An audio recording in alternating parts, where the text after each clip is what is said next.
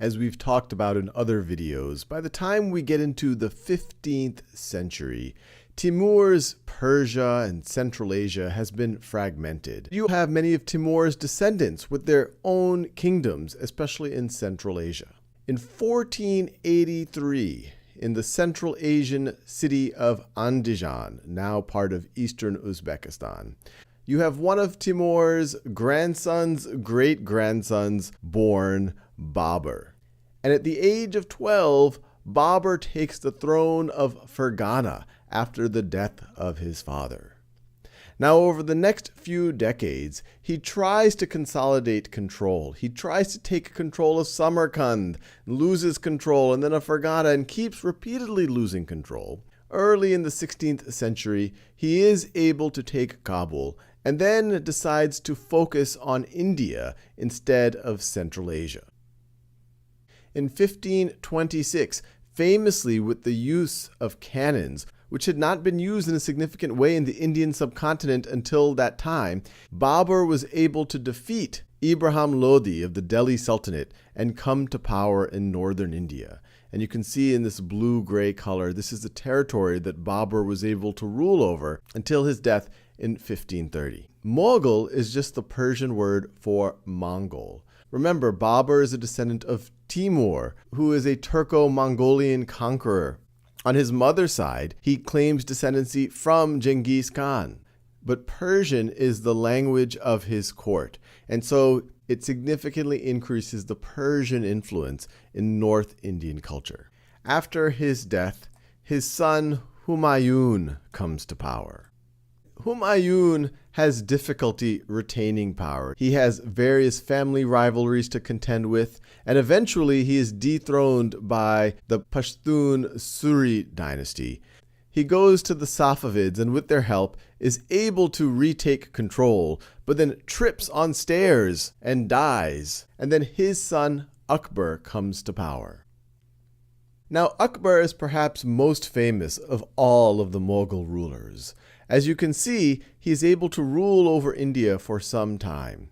As just mentioned, Humayun essentially had to reconquer, retake the throne, and his hold on power was relatively weak. But now Akbar is able to expand the territory that you see in this light purple mauve color. He's able to increase the central authority. And perhaps most importantly, he tries to unify India culturally. The Mughals are Muslim and are relatively tolerant up through Akbar and to some degree Jahangir of other religions. But Akbar takes a very pluralistic approach. He's famous for holding court with religious scholars throughout the empire, and even trying to merge the religions, creating what some would consider a religion of his own that would later be called Din-i-Ilahi, the religion of God. Many Jain and Hindu principles appeal to him. He becomes a vegetarian. He bans the slaughtering of cows. At his death in 1605, his son Jahangir comes to power. Historians consider Jahangir to be relatively tolerant like Akbar, and to continue the interest in the sciences and the arts that you saw in the Mughal court under Akbar. But he's a little bit more controversial. As we talked about in the Sikhism video, he famously tortures and executes Guru Arjan. Some would say it was because Guru Arjan was siding with Jahangir's son who was trying to rebel. Others would say that it was because Guru Arjan was getting a following in Punjab and that Jahangir was insecure of his own hold on power and decided to execute Guru Arjan. But he is succeeded by his son Shah Jahan, who becomes decisively less tolerant. His reign, however, is known as the Golden Age of Mughal architecture, with the crowning achievement, arguably, the Taj Mahal, which is a mausoleum that he commissions in the 1630s to house the body of his dead wife. As you can see here, it's housed in Agra. And Agra and Delhi, at various points during the Mughal Empire, are the capital. There's a few moments when it is at Lahore. He is eventually imprisoned by his son, Aurangzeb. Aurangzeb is considered a very strong and authoritarian ruler. You can see here that he is able to expand the territory of the Mughal Empire well into South India.